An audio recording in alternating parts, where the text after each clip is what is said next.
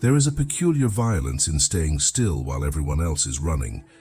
You aren't doing anything to them, yet your presence feels like a direct assault on their choices.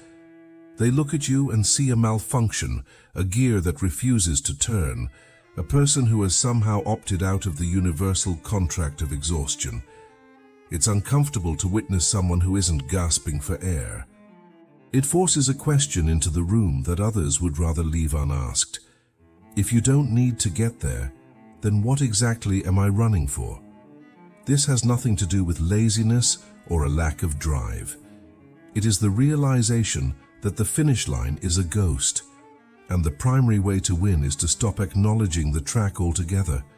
The majority stays in the loop because the alternative, looking at the void behind the movement, is far more terrifying than the fatigue itself.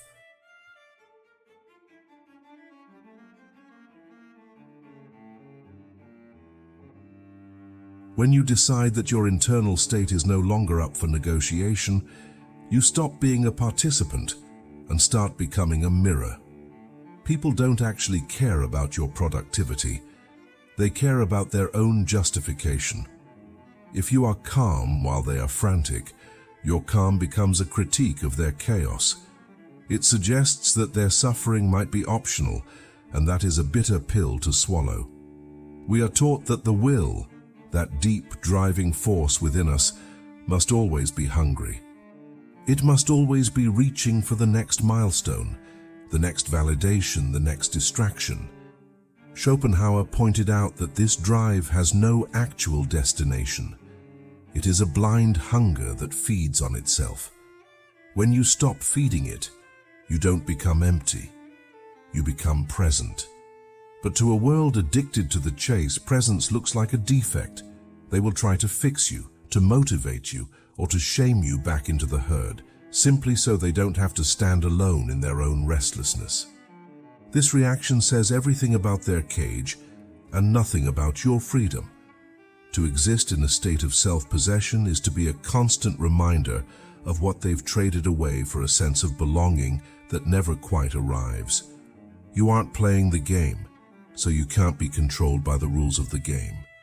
That makes you unpredictable. That makes you dangerous to the status quo of collective anxiety. The discomfort they feel in your presence is actually a form of grief. They are mourning the version of themselves that was allowed to just be, before the world told them that being was not enough. Every time they ask why you aren't doing more, or why you aren't moving faster, they are really asking why they can't stop. Your refusal to join the frantic pace acts as a puncture in the thin film of their reality. It reveals the machinery. It shows that the busyness they wear like armor is actually a sieve, letting their lives leak out one urgent, meaningless task at a time. And since they cannot admit they are wasting their energy, they must conclude that you are the one wasting your potential.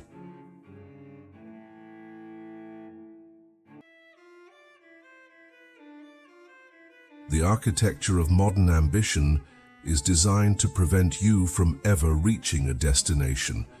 It's a perpetual state of not yet. The majority is told that satisfaction is something earned through a series of upgrades, better titles, better zip codes, more refined versions of the self.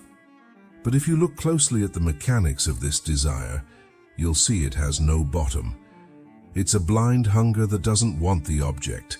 It just wants to keep wanting. This is the loop with no exit. To stop participating in this pursuit isn't a sign of weakness. It's an act of radical lucidity. It's the moment the realization hits that the exit has been there the whole time, but the frantic pace made it invisible. Stepping out of the loop doesn't mean a cessation of life. It means a cessation of the performance. You stop performing a life for an audience that is too distracted by their own frantic scripts to even notice yours. When you stop seeking validation through movement, you inevitably become an outsider to the collective rhythm. This isn't a tragedy, though it's often painted as one. It's a repositioning. You are no longer a cog, which means you are no longer useful to the machine's objectives. That lack of utility is where true self-possession begins, but it's also where the friction with the world intensifies. The friction isn't about your choice, it's about the mirror you've become. By being comfortable in your stillness, you've inadvertently highlighted the frantic, groundless nature of everyone else's motion. You've shown that the necessary stress they carry is actually a choice, and that realization is something many will spend their entire lives trying to avoid. This state of being comfortable where you are, without the need to justify your existence through a next step, strips away the social masks we all wear. It forces an encounter with the raw reality of the present moment. Most people find the present moment intolerable because it contains no distractions from the self. They need the chase to stay ahead of their own thoughts. When you refuse to run with them, you aren't just opting out of a race. You are choosing to face whatever it is they are running from. If these reflections resonate with the way you already see the world, you should probably subscribe to The Observer. We don't offer comfort here. We offer a different lens.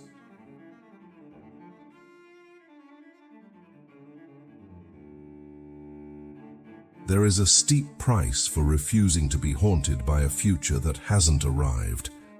When you stop participating in the collective anxiety, you lose the primary language of social connection.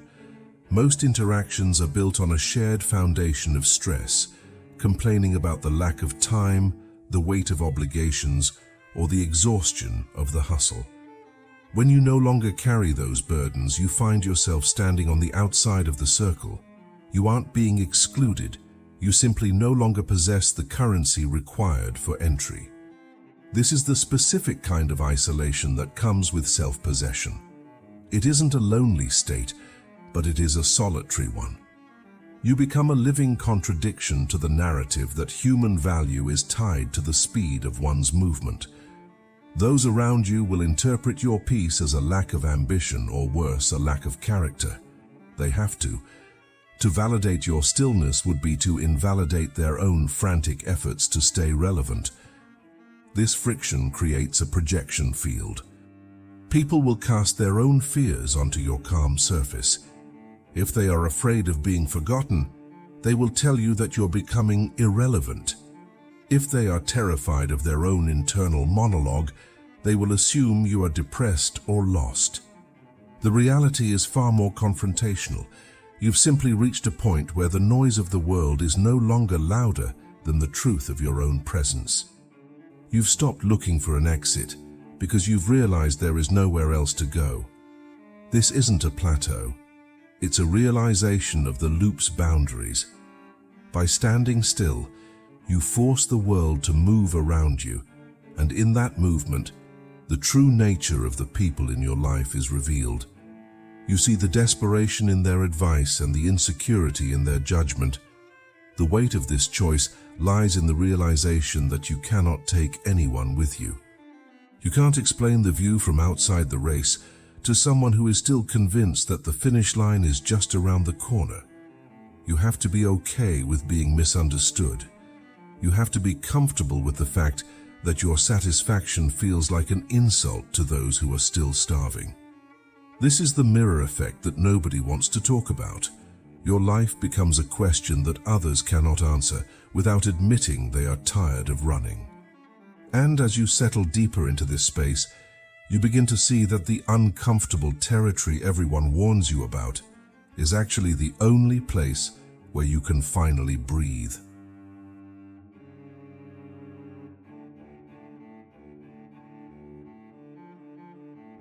The internal landscape of a person who has stopped striving is often mistaken for emptiness. To the outside world, if you aren't building, acquiring, or ascending, you must be hollow. But the reality is that the fullness most people chase is just a cluttered room. They fill their lives with noise, obligations, and artificial urgency to avoid the echo of their own existence. When you clear that away, you aren't left with nothing. You are left with the raw materials of being. This is the state that Schopenhauer described as the only true reprieve from the blind will, the moment when the subject ceases to be a slave to its own desires and becomes a pure observer of the world. This transition is rarely graceful. It involves a stripping away of the identities you've been told to wear like medals. If you aren't your job, your social standing, or your trajectory, then what are you? Most people find this question paralyzing, so they double down on the movement. They would rather be exhausted than anonymous, but there is a profound power in that anonymity. When you no longer need to be someone in the eyes of the collective, you gain a level of autonomy that cannot be bought or negotiated. You become invisible to the social cooling systems that use shame and status to keep people in line. The collective will always try to pathologize your peace. They will call it burnout, or a midlife crisis, or a lack of focus. These labels are safety mechanisms. If they can categorize your stillness as a problem, they don't have to acknowledge it as a solution. By framing your comfort as a malfunction, they protect the integrity of their own struggle. They need to believe that their discomfort is the natural state of a functioning adult.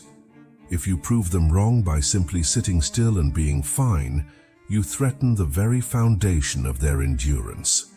Eventually, you realize that the discomfort of others is a form of tribute. It is the friction of two different realities rubbing against each other. One reality is built on the hope of a future payoff. The other is rooted in the sufficiency of the now. You cannot bridge this gap with explanations. You cannot convince a person who is drowning in becoming that being is enough. You simply have to exist in your space, fully and unapologetically, and let the waves of their judgment break against you. This is where the price is paid, and where the radical self-possession truly begins to take root.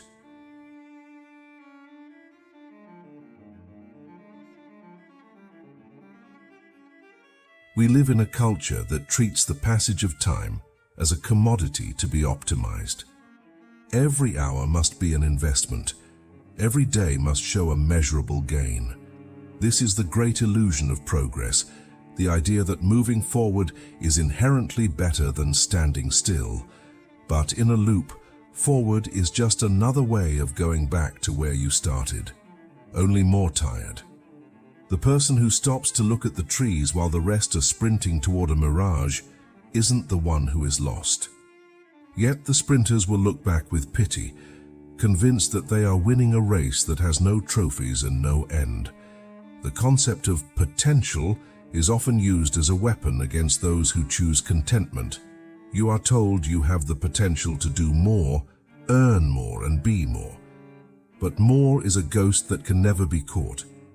To be comfortable here, in this moment, is to declare that your potential has already been realized in the act of existing. It is an insult to the cult of optimization. When you stop trying to maximize yourself, you stop being a product and start being a person. This shift is subtle, but it changes the texture of every breath you take. Consider the energy required to maintain a state of constant dissatisfaction. It takes an immense amount of work to keep yourself convinced that you are not yet enough. This work is the primary engine of the modern economy. It's what keeps the wheels turning and the screens glowing. When you withdraw that energy, you aren't just changing your lifestyle. You are committing an act of economic and psychological desertion. You are refusing to fund the machinery of your own unhappiness.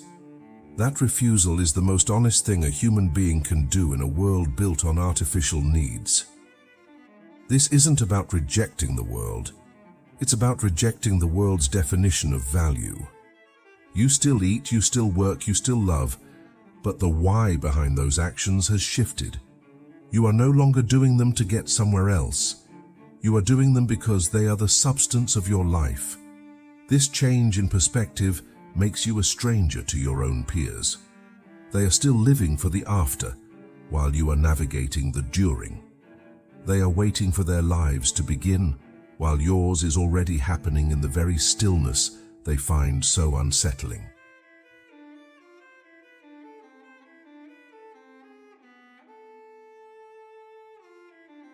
When someone looks at you and feels a sense of irritation or judgment because you aren't doing enough, they aren't actually seeing you. They are seeing the parts of themselves they've had to suppress to survive the race. They see the rest they denied themselves, the hobbies they abandoned for growth, and the silence they drowned out with podcasts and meetings. Your comfort is a reminder of their sacrifice, and if that sacrifice wasn't actually necessary, then the weight of their choices becomes unbearable. Anger is easier to manage than the realization that they've spent years running from nothing. The social pressure to be busy acts as a form of camouflage. As long as everyone is moving, no one has to explain why. It's only when someone stops that the absurdity of the movement becomes visible. This is why the herd reacts so strongly to the outlier. Your stillness acts as a spotlight, illuminating the jagged edges of their exhaustion. They don't hate your peace. They hate what your peace says about their chaos. They need you to be uncomfortable, because your discomfort would validate their own. It would prove that the world is indeed as harsh and demanding as they've made it out to be. There is a specific kind of freedom that comes from being the villain in someone else's narrative of productivity. Once you accept that you will never meet their standards for engagement, you stop trying to explain yourself. You stop providing excuses for your calm. You let them have their opinions, their judgments, and their pity. These things are just more noise, and you've already decided that the noise doesn't belong to you. This is the point where the radical self-possession moves from a philosophy to a lived reality. You are no longer reacting to their discomfort. You are merely inhabiting your own space. This space is not a fortress, it's a clearing. You aren't hiding from the world. You are standing in the open, but without the armor of busyness. This makes you vulnerable in a way that the sprinters can't understand. They think they are safe because they are moving, but they are just moving targets. You are stationary, which means you can see everything coming. You see the trends, the panics, and the false alarms for what they are. You are the observer of the storm, rather than a leaf caught in its wind. This clarity is the reward for the price you've paid.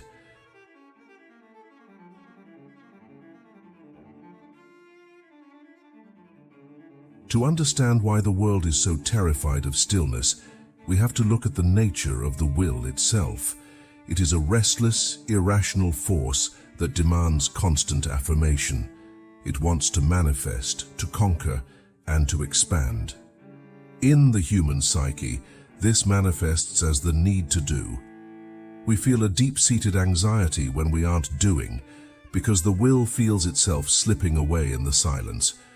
Our entire civilization is a monument to this anxiety. We build higher and move faster, not because we have to, but because we don't know how to stop. To stop is to confront the blind, aimless nature of the force that drives us. The few who manage to quiet this inner hunger are often seen as sages or madmen, depending on the era. In reality, they are simply people who have seen through the loop. They've realized that the arrival promised by the will is a lie. There is no point at which the will says, enough. There is only the next craving. By recognizing this, you can begin to withdraw your consent from the cycle. You don't have to kill the will, you just have to stop taking its commands so seriously. You can feel the urge to be more and simply watch it pass, like a cloud over a landscape. This withdrawal is what creates the mirror effect. When you no longer respond to the commands of the will, you become a static point in a swirling vortex. People who are still entirely driven by their impulses will find your lack of reactivity incomprehensible. They will try to provoke you, to inspire you, or to get a rise out of you. Anything to prove that you are still part of the same hungry world they inhabit. Your refusal to be provoked is the ultimate assertion of your independence. It shows that you've found a source of gravity within yourself that is stronger than the pull of the collective. The peace that comes with this realization is not a soft, fuzzy feeling. It is a hard-won, concrete reality. It's the peace of a person who has survived a shipwreck and decided to stay on the island rather than trying to swim back to the storm. It's a peace that accepts the cost of being an outsider. You are comfortable here, in the stillness, because you've realized that here is the only place that actually exists. The there everyone is running toward is a fiction maintained by people who are too afraid to stop and look at their own feet.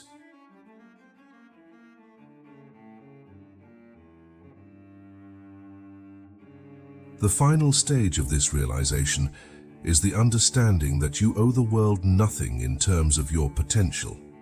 Your life is not a project to be managed, and it is not a resource to be harvested by others. The modern obsession with impact and legacy is just another way the will tries to trick us into running. It asks us to sacrifice our present peace for a future memory that we won't even be around to enjoy. To be radically self-possessed is to reclaim your time as your own, not as a raw material for the world's expectations. This sovereignty is what makes the people around you most uncomfortable. They are used to negotiating for your attention, your labor, and your stress. When you take those off the table, you become a non-entity in their game. You are no longer a resource. This is the specific kind of peace that comes with a very specific kind of price.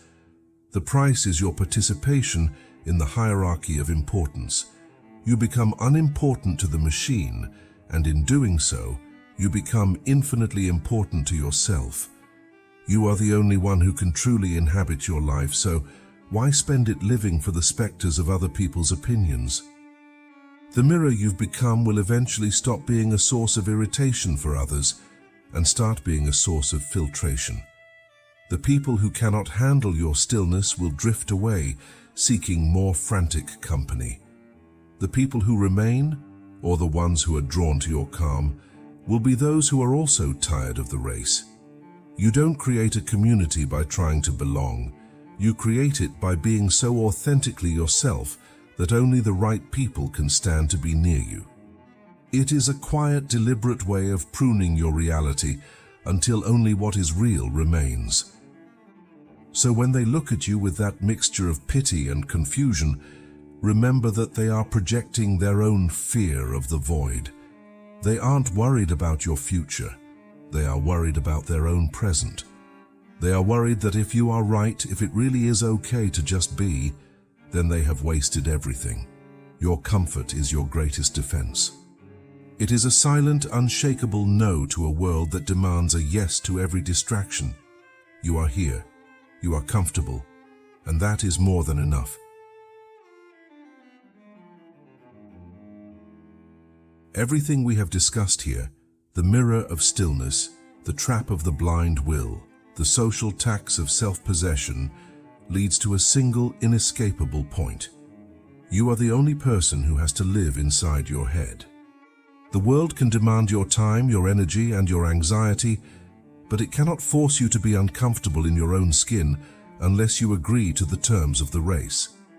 If you find yourself here at the end of this video, and you feel a sense of recognition rather than a need to move, then you have already found the exit. The question is no longer, how do I get ahead? But rather, why was I running? Application of this knowledge isn't a task to be added to a to-do list. It is the deliberate subtraction of everything that isn't you. This isn't a community for those who want to be led. It is a recognition for those who are ready to stand still. Subscribe and turn on notifications to ensure you don't miss the next time we pull back the curtain on the patterns that govern us. The race is optional. The observation is where the power lies.